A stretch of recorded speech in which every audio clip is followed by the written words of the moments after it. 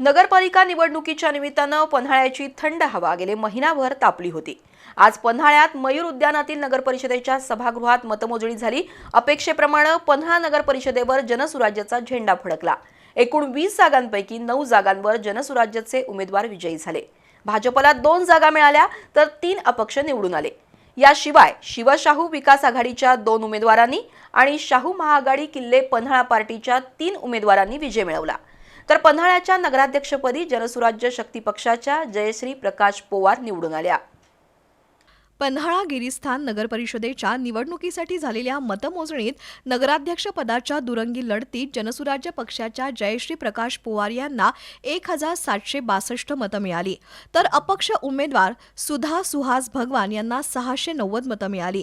भगवान यांचा 1072 मतांनी पराभव झाला।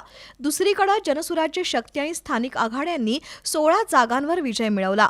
6 जागा यापूर्वीच बिनविरोध निवडून आल्या होत्या, त्यामुळे आज अवघ्या तासाभरात पन्हाळ्याची मतमोजणी पूर्ण झाली। माजी नगराध्यक्षा रुपाली धडेल यांचे पती माजी नगरसेवक रवींद्र धडेल यांचा केवळ 6 मतांनी निसटता पराभव झाला। एकूण 16 जागांवर जनसुराज्य आणि स्थानिक आघाडीच्या उमेदवारांनी बाजी मारली, तर 4 जागांवर अपक्षांना संधी मिळाली। पाहूया पन्हाळा नगरपरिषदेच्या विजयी उमेदवारांची यादी।